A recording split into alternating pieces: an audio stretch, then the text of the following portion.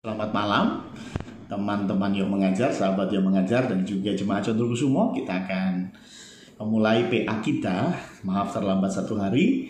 Mari kita tundukkan kepala sebelum PA kita dimulai. Tuhan, terima kasih untuk kesempatan malam hari ini.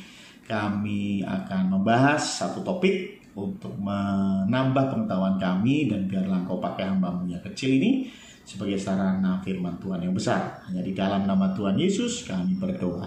Amin.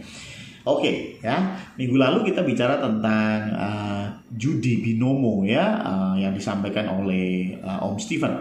Dan hari ini kita juga masih membahas tentang judi karena ada beberapa pertanyaan yang mungkin belum bisa dijawab.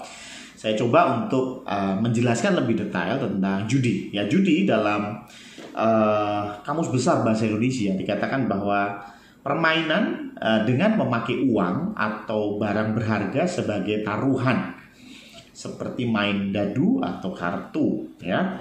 Dan berjudi itu mempertaruhkan sejumlah uang atau harta dalam permainan tebakan berdasarkan kebetulan, dengan tujuan mendapatkan sejumlah uang atau harta yang lebih besar daripada jumlah uang atau harta semula. Ini judi, ya.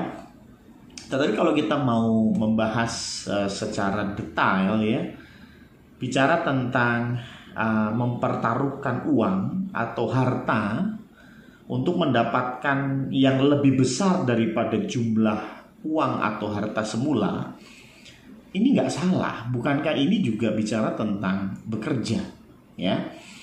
Contoh, kita investasi, kita beli payung harga 50.000 dan kita jual lagi dengan harga 60.000. Berarti kita akan bertaruh, gitu ya. Apakah bertaruh? Iya, ya, kalau payungnya laku. Kalau payungnya nggak laku, maka kita akan kehilangan uang alias rugi.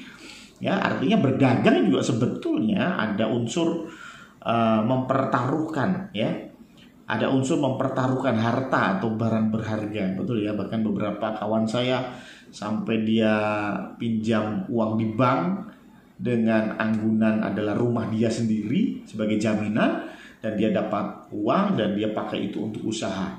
Dan dia berharap tentunya hasil dari usahanya bisa untuk menutup cicilan dia ke bank dan masih sisa. Artinya dia berharap lebih banyak dapatnya. Ya, pastinya, ya. Kalau kita berdagang, pasti kita berharap hasil yang didapat lebih besar. Investasi contohnya, sama, hal yang sama investasi juga begitu. Kalau kita investasi saham katakanlah, dan kemudian kita beli saham harganya 10.000, tentunya kita berharap saham ini bisa dijual dengan harga lebih dari 10.000, ya. Kalau saham ini dijual dengan harga kurang dari 10.000, ya kita rugi. Artinya ada pertaruhan di situ, ya. Ada resiko untuk kehilangan uang. Walaupun tidak semua, bisa sebagian, tetapi yang kehilangan semua pun ada, ya. Kehilangan semua pun ada. Contohnya ketika beli pesawat misalnya harga 200 miliar, ya. Kita bertaruh untuk itu, ternyata pandemi masuk dan pesawat tidak bisa terbang. Sehingga 200 miliar rupiah yang kita investasikan betul-betul nol nilainya, karena nggak bisa. Pesawat mau dijual juga kemana? Nggak ada yang mau beli pesawat bekas kita. Karena apa? Pandemi, gitu ya. Artinya ketika para pebisnis ini berinvestasi dengan cara beli pesawat atau apapun itu, atau beli satu barang atau komoditi, tentunya mereka punya risiko untuk kehilangan hartanya, walaupun hanya sedikit, tapi bahkan sampai semuanya hilang pun ada. Kemungkinan untuk itu ada. Nah, tetapi ini tidak bisa digunakan sebagai alasan berjudi, ya. Karena berjudi memang kita menginvestasikan atau mempertaruhkan harta dan kita berharap lebih banyak. Tapi itu bukan syarat berjudi yang sesungguhnya. Yang berjudi yang sesungguhnya sebetulnya ada di dalam kata kebetulannya, ya. Kata keberuntungannya, ya. Jadi kita hanya berpikir tentang, bahasa Jawanya bejo-bejan, gitu ya. Kita tidak menggunakan akal kita untuk menganalisis keadaan pasar, gitu ya. Contoh, Ya tentunya kalau pesawat yang tadi saya sampaikan, ya pada waktu dia terima atau kontrak dengan pesawat, dia beli pesawat, dia melakukan investasi di dalam penerbangan, tentunya dia tidak punya pikiran akan ada pandemi. Secara teori dia menghitung, dia pikir, dia lihat pangsa pasar, semuanya menjanjikan, sehingga apa? Sehingga dia berani bertaruh di situ. Ya, tapi ternyata kondisinya betul-betul berubah. Ya, begitu juga ketika kita berjualan, tentu kita akan pakai pikiran kita, pakai otak kita. Apakah barang yang akan kita beli ini akan laku kalau kita jual? Ya, kalau kita beli payung harga 2,5 juta, payung harganya 2,5 juta, kira-kira laku nggak ya dijual? Kalau menurut Anda laku, ya pasti kita akan beli dan kita akan jual lagi dan kita dapat untung.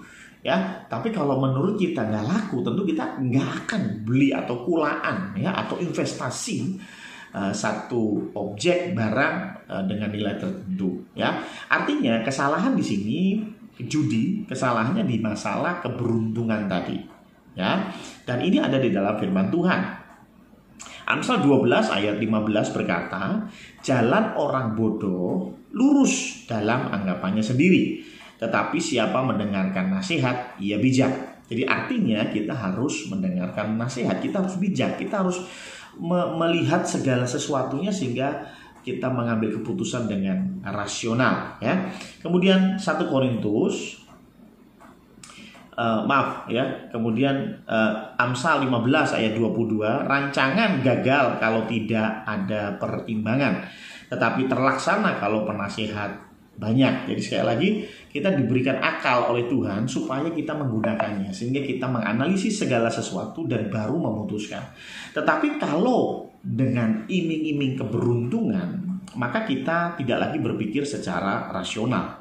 Ya, keberuntungan tidak lagi berpikir secara rasional. Contohnya, Anda menebak dari 10 atau dadu lah ya, contohnya dadu itu ada 6 sisi ya. Dadu ada 6 sisi dan Anda berharap yang muncul adalah angka 3. Sebetulnya itu peluangnya hanya 1/6, ya, artinya kecil ya, dan Anda bertaruh untuk itu. Ya tentu dari 6 kali bermain hanya 1 kali Anda menang. Nah, dan Anda tidak tahu yang mana. Nah, ini teori tentang probabilitas atau teori kemungkinan. Artinya secara teori saja ini sudah sulit untuk menang. Tetapi karena ada nilai keberuntungan ini, karena kita tidak lagi berpikir rasional, maka dari itu kita pertaruhkan harta kita dan berharap lebih banyak dapatnya. Itu kan bicara tentang kebodohan yang sesungguhnya ya. Sudah jelas kalah, kenapa Anda tetap bertaruh gitu ya. Jadi itulah yang menjadikan judi ini tidak dibenarkan ya.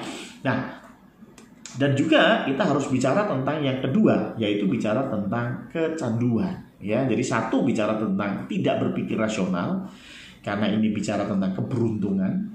Tapi yang kedua bicara tentang kecanduan. Ya, kecanduan karena 1 Korintus 6 ayat 12, segala sesuatu halal bagiku, tetapi bukan semuanya berguna.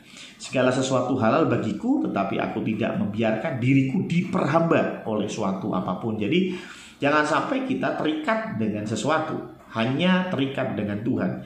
Tuhan mau kita kecanduan dengan Tuhan, bukan kecanduan dengan handphone, kecanduan dengan judi dan lain sebagainya. Nah, judi yang menawarkan keberuntungan ini membuat euforia di dalam tubuh kita. Otak kita merasakan kenikmatan ketika menang, ya, dan itu yang kemudian membuat kita menjadi kecanduan. Kita kembali lagi supaya kita merasakan kenikmatan ketika menang. Ya, padahal dari 10 kali kita kalah, ya sekali doang menangnya ya. Jadi sebetulnya uang yang dikeluarkan lebih banyak daripada yang dimenangkan. Tetapi sekali lagi, karena tidak lagi berpikir rasional, tetap orang akan melakukan judi tersebut ya. Jadi sekali lagi, judi berbicara tentang kecanduan juga. Ini juga dipertegas ya di 2 Timotius 4 ayat yang kelima. Tetapi kuasailah dirimu dalam segala hal. Jadi kita harus menguasai diri kita dalam segala hal. Kalau orang sudah kecanduan itu udah nggak bisa menguasai ya Makanya orang yang kecanduan apapun itu, narkoba contohnya, ya dia tidak lagi bisa. Sebenarnya dalam hati dia pengen sekali nggak narkoba, tapi ini kecanduan. Ada orang-orang yang kecanduan judi. Dia tahu ini merusak, dia tahu uangnya habis banyak, tetapi dia tetap masuk ke dalam perjudian. Karena apa? Karena sudah kecanduan. Dan itulah mengapa judi ini merusak.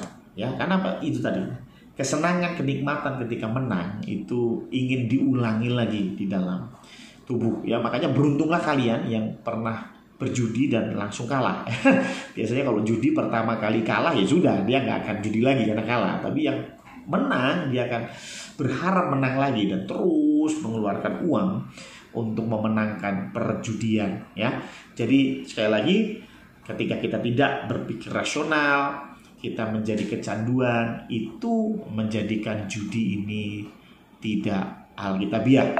Nah, tetapi jangan salah, buang undi itu juga sebetulnya ditulis di dalam Alkitab.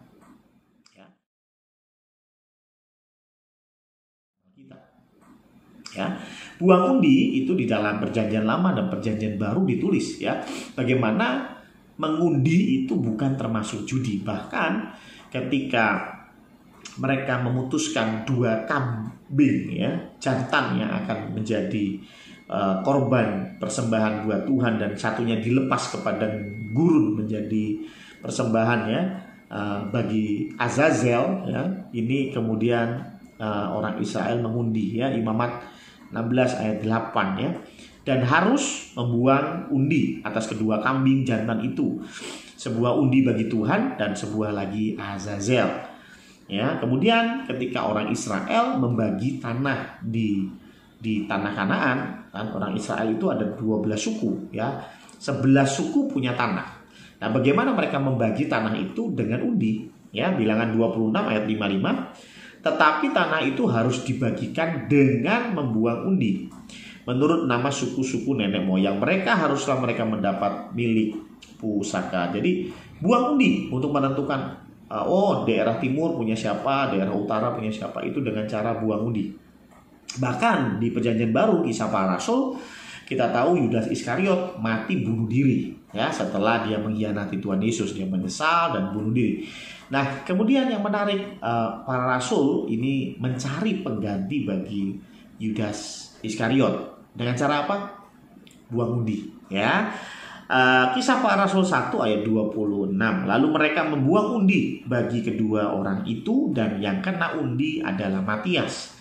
Dan dengan demikian ia ditambahkan kepada bilangan ke-11 rasul itu. Jadi Matias menggantikan Yudas Iskariot. Tapi yang menarik, ditentukan dengan undi, ya. Jadi sekali lagi, buang undi ini memang bicara tentang sesuatu yang supranatural, ya, sesuatu yang supranatural, natural. Ketika kita percaya hasil dari sebuah undian, maka kita percaya ini dari Tuhan atau dari kuasa yang lain. Makanya Amsal ayat 16, pasal 16 ayat 33. Amsal 16 ayat 33 berkata, undi dibuang di pangkuan, tetapi setiap keputusannya berasal daripada Tuhan. Jadi sekali lagi, undi dibuang di pangkuan, tetapi keputusannya berasal daripada Tuhan. Jadi kita beriman, kita memiliki iman bahwa hasil yang didapat dari undian itu adalah jawaban Tuhan. Tapi kalau ini kemudian digunakan untuk tanda kutip mencari keberuntungan, maka ada kuasa gelap yang bekerja di situ. Ya, makanya nggak heran orang pergi ke kuburan, orang semedi hanya untuk apa? Mencari besok itu nomornya yang keluar apa, ya. Karena apa? Karena keberuntungan tadi ada hal yang supranatural yang bermain di situ. Kalau ini untuk Tuhan, bicara tentang mencari jawaban Tuhan, itu dari Tuhan. Tapi selain itu tentunya ada kuasa gelap yang bekerja. Dan itulah mengapa judi mengikat, seperti dosa juga mengikat. kita pengen sekali keluar jadi judi, tapi ujung-ujungnya masuk lagi ke judi yang sama. Dan minggu yang lalu juga dibahas tentang binomo. Mungkin agak bingung, ada beberapa yang bertanya binomo ya. Binomo itu binary number kalau nggak salah kepanjangannya, dan ini sempat menyeret Indra Kents ya, yang kemudian sudah jadi tersangka kalau nggak salah ya. Tapi intinya kenapa binomo ini dianggap sebagai judi ya? Nah, ini dia memain di forex ya, Jadi ini foreign exchange ya, jadi pertukaran mata uang asing ya. Nah, saya kasih contoh ya. Hari ini mungkin dolar 14.000 ya. Besok dolar tidak akan 14.000 lagi, bisa 14.100, bisa 13.900 ya. Jadi artinya dolar itu naik turun ya. Nah, saya kasih contoh saja supaya kita bisa memahami kenapa binomo disebut sebagai judi ya. Contoh ya. Contoh, misalnya saya punya 1.000 dolar ya. Contoh, saya punya 1.000 dolar. Saya beli dengan harga 14.000 gitu ya. Saya beli dengan harga 14.000 dan saya berharap dia akan naik. Ternyata naik jadi 14.100, biar gampang aja ya. Saya tahu wah naiknya kok tinggi sekali, pasti ya biasanya cuma naik 10 rupiah, 20 rupiah, 50 rupiah ya, 50 poin ya. Tapi ini 100 poin biar gampang. Tadinya 14.000 saya beli ya, 1.000 dolar ya. Kemudian saya gambling dengan harapan ya, naik. Ternyata naik jadi 14.100 rupiah. Berarti 1 dolar saya untung 100 rupiah. Betul ya? Saya punya 1.000 dolar. Berarti saya untung 100.000 rupiah. Betul ya? Tadinya saya beli dengan harga 14 juta. Sekarang nilai dolar saya 14.100.000 rupiah. Artinya saya untung 100.000. Oke ya. Ini forex yang benar. Ya, dan kalau misalnya saya ternyata turun, saya beli 14.000, ternyata kursnya turun jadi 13.900 rupiah. Artinya saya rugi 100 rupiah per US dollar. Kalau saya punya 1.000 US dollar, berarti saya rugi 100.000 US dollar. Sehingga yang tadinya saya punya uang 14 juta rupiah, 1 hari kemudian saya uangnya tinggal 13.900.000 rupiah, karena saya rugi 100 rupiah, kursnya turun. Nah, itu yang normal. Tetapi di binomo nggak gitu ya. Di binomo hitungannya nggak hari, bahkan menit ya. Kita disuruh invest katakanlah 1.000 dolar, kemudian kita berharap dolar naik, dan ketika naik, bayangin ya, misalnya saya tadi 1.000 US dollar, per US dollar 14.000 rupiah, berarti saya kasih modal 14 juta. Dari 14 juta itu ternyata nilainya kurs dolar naik sesuai dengan perkiraan saya. Naik menjadi 14.100 rupiah. Harusnya saya untung 100.000 rupiah, tapi tidak. Di binomo saya bisa untung sampai 2 kali lipat. Jadi 28 juta rupiah uang saya. Dari mana? Ya itulah ya. Jadi 28 juta rupiah. Tadinya saya 14 juta rupiah. Karena tebakan saya benar bahwa dolar akan naik 100 rupiah. Ternyata naiknya itu jadi 28 juta rupiah uang saya. Dan itu nggak ada hubungannya dengan naiknya berapa poin. Ya, pokoknya naik aja sesuai dengan perkiraan saya. Saya bilang saya naik, bener. Saya langsung jadi 28 juta rupiah. Harusnya saya hanya dapat 14 juta 100 rupiah, betul nggak? Ya. Nah, begitu juga sebaliknya, kalau saya menebak kursnya turun, saya menebak kursnya naik, ternyata turun. Harusnya saya rugi dong.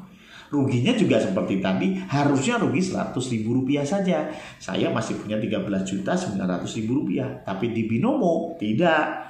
Ketika saya bertaruh 14 juta 1.000 dolar, ternyata kursnya tidak sesuai dengan taruhan saya, tanda kutip, perkiraan saya, maka uang saya hilang semua.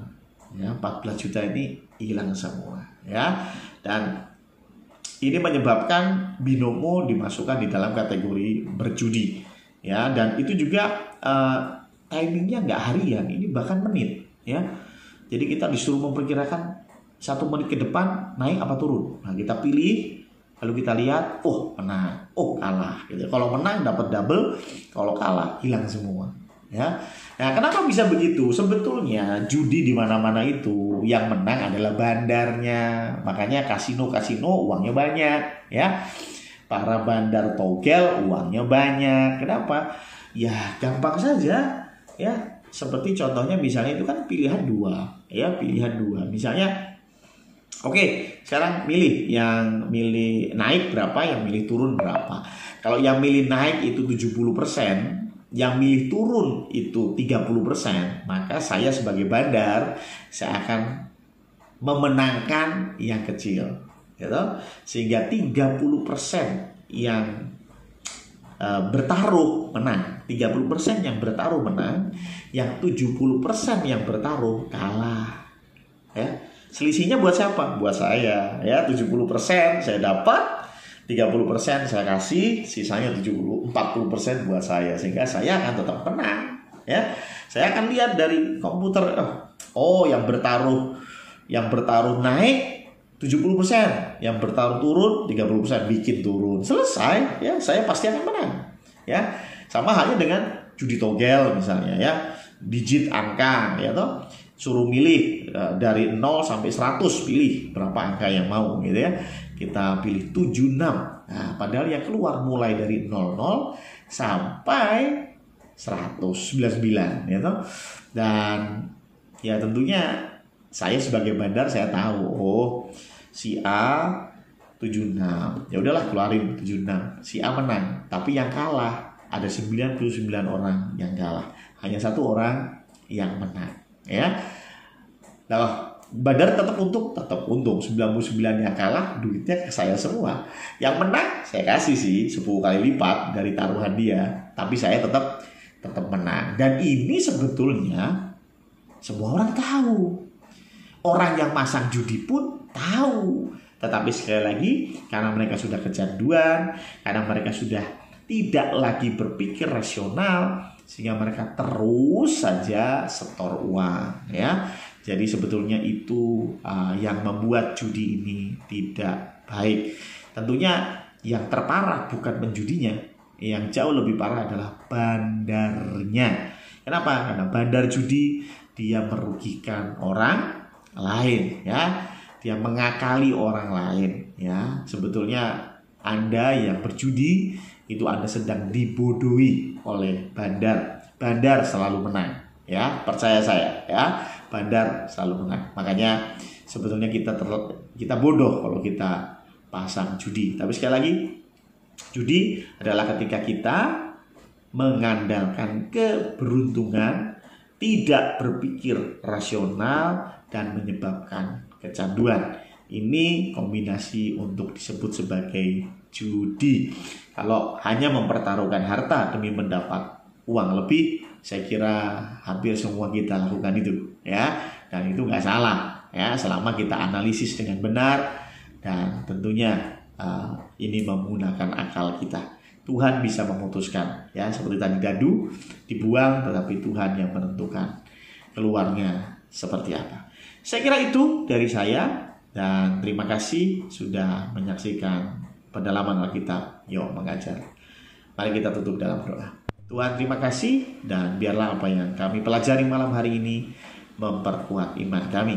Hanya di dalam nama Tuhan Yesus kami berdoa. Amin.